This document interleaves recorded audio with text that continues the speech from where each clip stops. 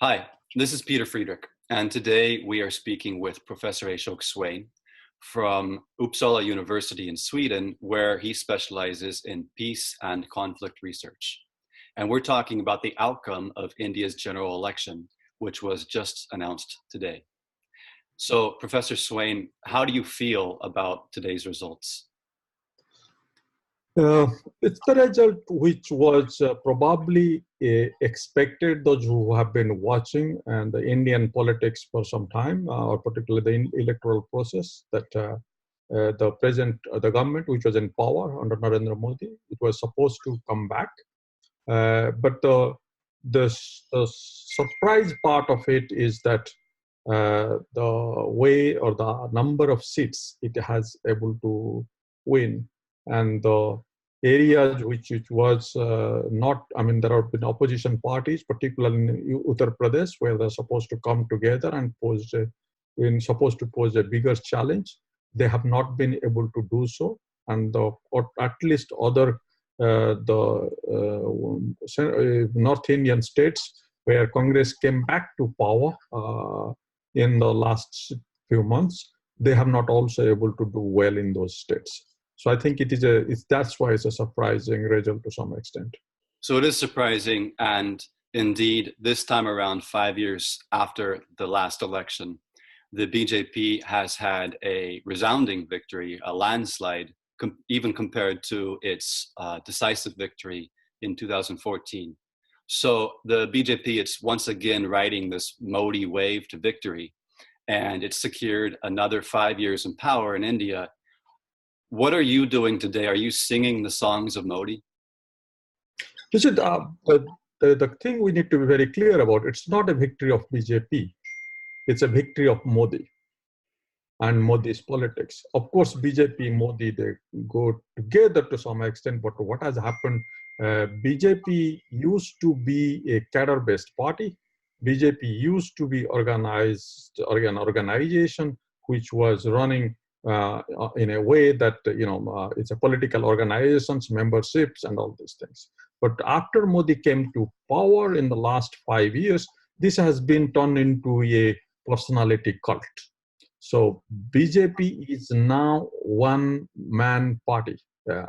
Of course, Amit Shah, who is the president of BJP, he draws all his strength from the Modi. So it's a Modi's party.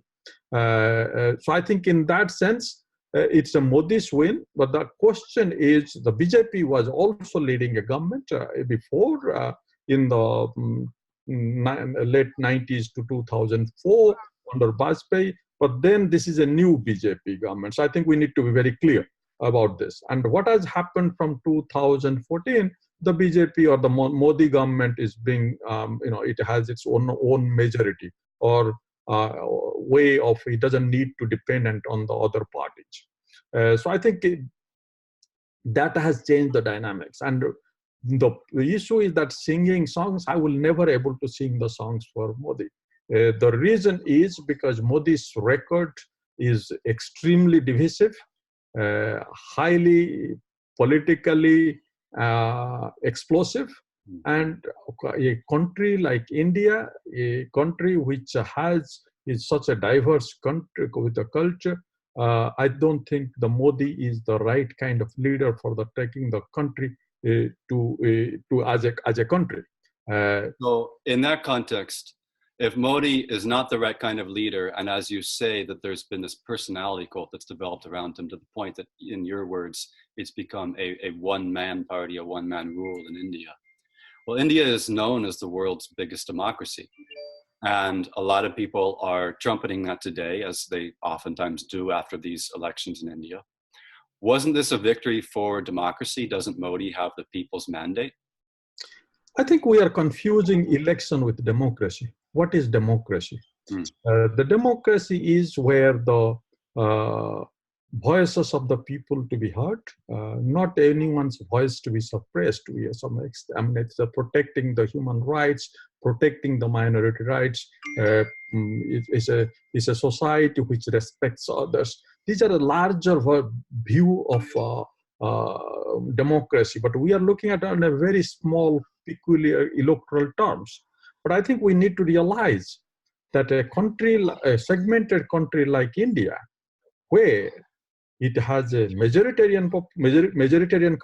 community, and that is called a number of a minority community. What happens in a democracy?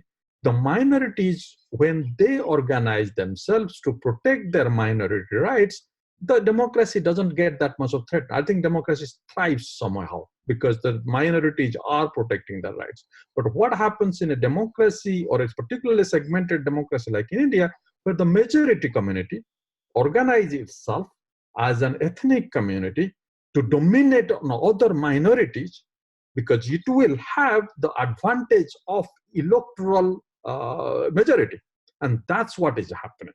This election is not election, or the election electing a leader, not for the larger human rights, protecting the minority rights, but it is the majoritarian community to control the minority. And that's what the problem lies. So it's what is there to celebrate the democracy for. I think we must realize this is an electoral victory of a majoritarian communities over the minority communities and the people, those who are supposed to be, believing in secular and inclusive value.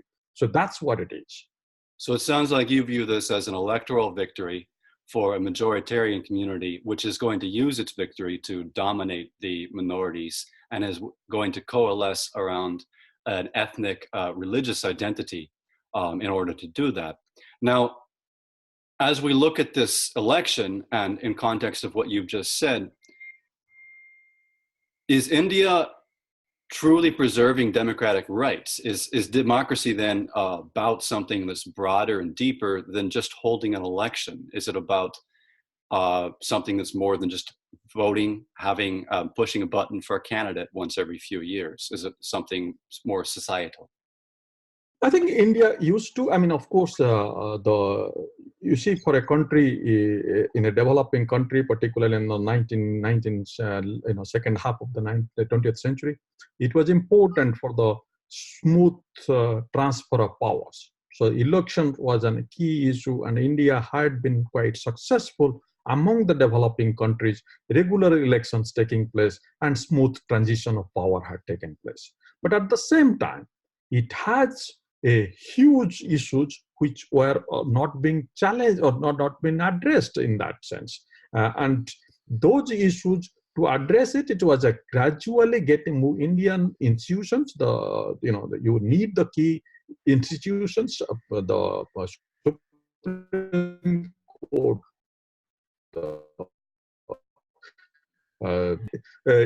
institutions which keeps a democracy running and keeps the separation of power. Well, that was getting activated, and they were getting strengthened in the last, particularly after the Congress dominations went away. So then, then a multi-party system almost came in, and I think India was moving in a right directions.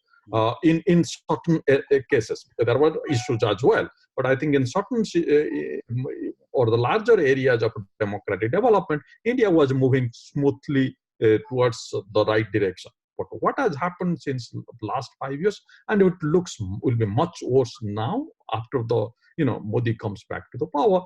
Those kind of institutions have been totally either destroyed or dismantled, or have lost, or totally they have been completely at the mercy of the so-called great leader. So, and I think that's where the problem lies. The democratic development of the country, or particularly the way democracy should have been developed, it has gone backward rather than moving forward in Indian case, as I say. So you said that these democratic institutions are now lying at the mercy of the so-called great leader, the glorious leader. And you've said that it's become a one-man party, a one-man government with this cult of personality developed around Narendra Modi. Well, in that context, let's examine the words of Dr. BR Ambedkar, who chaired the drafting committee for India's constitution. And just before the constitution was approved in 1949, he said, and I quote, "There is danger of democracy giving place to dictatorship. It is quite possible for this newborn democracy to retain its form, but give place to dictatorship in fact." So in context of those words, that warning, and today's victory for the BJP, and Modi and the cult of personality that's developed around him, do you see any relevance, any truth to Ambedkar's warning about democracy giving place to dictatorship while the form of democracy is retained? I think Ambedkar was absolutely right then, and even Nehru had acknowledged that. Nehru had even written an article anonymously saying that what are the dangers of he being turning to be a dictator, because there are dangers associated with this kind of strong man, or that time it was no strong man, but one man politics, And I think this is where India moved in a very, of course, we do have a past emergency period, that's 2.5 years. And then, but as I was mentioning, India was moving in right direction. The issue was now, yes, absolutely, Ambedkar is right. But Ambedkar is also right, not only in India, this case is coming up all over the world. We are seeing mostly the populist leaders, the populist so-called nationalist leaders are taking over the power in most part of the world and winning this, where they are threatening the democracy. They are using the electoral process to legitimize it. Then you won't really get the real popular opposition, because once you get legitimacy, it's very difficult to get people mobilized and to act against you. So I think they are almost managing or super managing the elections to get them legitimacy. So the elections are in either you don't need to rig the election by stuffing the ballot boxes or tampering the EVMs. You can rig the elections in a number of ways, which the Modi has done together with the present Indian Election Commission. And that's the way you manipulate the whole process, which will support your electoral victory. That will give legitimacy, but that will able to give you to rule the country as a one man or one woman. But at the same time, it goes totally against the democratic value and norms and the whatever the rights of the people, what Ambedkar had envisaged or Ambedkar had put down put it in pen and black and white in the Indian constitutions. That's where the threat is. So, Professor, I was very briefly interviewed today on WION TV, and they asked me for my perspective on today's election results. I said that I believe that today is a disaster for democracy, and that India is fast becoming what it's already been on the path towards, which is an organized, centralized, authoritarian democracy, which is fascism. Yeah.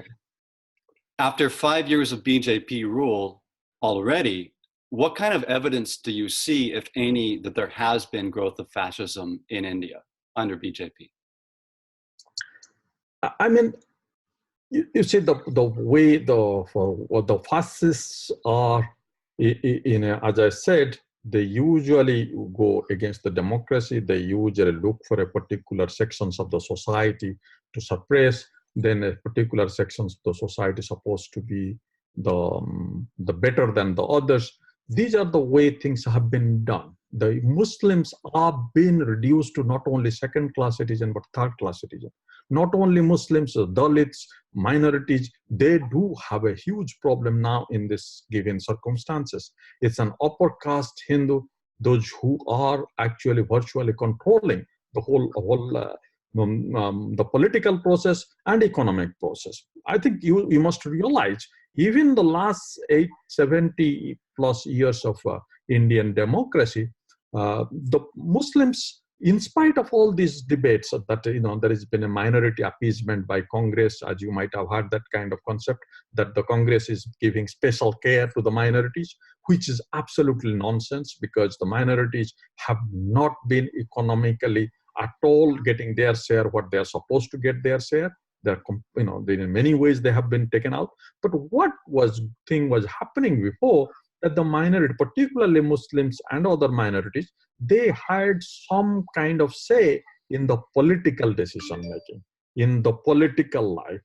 that has gone out. They have been totally marginalized economically already, and they are getting further marginalized economically. Take, for example, the meat industry or the cow politics. Cow politics is one way to put the Hindu votes or the upper caste Hindu votes together with the BJP, and on the other hand, to target Muslims or Dalits, those who were large number of Muslims and Dalits, those who are, their economic economy was dependent on this. So I think it's a double-edged sword which the BJP has been doing. So I think it is they have been getting targeting a certain kind of particularly minorities for now the economic suppression as well as the political suppression. Then the Kashmir. Kashmir is also a very significant issue. Kashmir Kashmir is a special state. Yes. But I think what is happening now, Kashmir has been seeing a lot of ups and downs in the peace processes, but it was going at least in a very positive way for the last several years. But now it has been pushed into a situation that I think it's somehow the fascist policy of Lebanese. To put the people there. So there might be the attempt towards changing the demography of Kashmir will take place. So there are the ways it is being done, and I think it's somehow. If I am a minority, or most of the minorities have already expressed the fear, the apprehension of living in a country, and the number is not small. Number is nearly 200 million Muslims live in India. And what will happen to them if this is the way the situation continues? So I think you are absolutely right that India is moving, or India has become a kind of a fascist democracy, if you say, because it has an electoral meaning to it. Electoral definition has been attached to it. But it's a moving, or it hasn't reached really to being the totally fascist, but moving in that direction completely. And of course, as you said, basically every minority group in India today has expressed some concern, even deep, grave concern, that they're living in fear, that there's an atmosphere of fear, that they don't feel safe. And in that context alone, removed from all of the other evidences that we could look at, it would seem reasonable to suggest that when those minority populations are expressing those kinds of concerns, that is evidence of growing fascism. Yes, of course. That's what I think the minorities are all concerned. Muslims are, of course, their first target. The BJP or the Modism or Moditto or Hindutva, whatever you want to say, the Muslims are the first target. But the Christians being attacked, the states, particularly the state which I originally come from, Odisha, where you don't find that many Muslims, but there is a certain number of Christian population, the attacks have become very common. The attacks have become even in the Sikhs, which have been a alliance partner with the BJP. But there is this fear because the BJP RSS considers Sikhs as a part of Hindus. And I think that's where the scares the Sikhs, because the Sikhs, being such a small minority religion, they want their own special identity. They don't want to be part of the larger Hindu sect. Okay, so that's where I think, even the RSS Secretary Generals have previously been told this, and this is what is there in the mind in the larger scale, because they consider Sikhs as a part of Hindu, because if they don't, then the Pakistan will be a different game altogether. That's what the idea has been. And I think because when a country like in India, there are 20% religious minority, and you include Dalits and tribal population, this is almost half of the country's population. When it feels politically, economically, socially, culturally marginalized by the present regime. So there is no doubt about that. And that's what the fascism all about. And so, as you mentioned, Sikhs, the RSS has this goal of describing Sikhs as Hindus, and then of basing all of Indian society, culture, politics broadly upon religion, upon Hindu religion, and of projecting this idea that the only true Indian, the only true patriotic Indian, is a Hindu. It's a way of life, they call it. It's a Hindutva is a way of life. Yeah. And the longest serving leader of the RSS, actually, MS Gulbarkar, who served 33 years as head of the RSS, in so many words, he described non-Hindus as traitors. And he said that it was treason, basically, to not be a Hindu while being an Indian.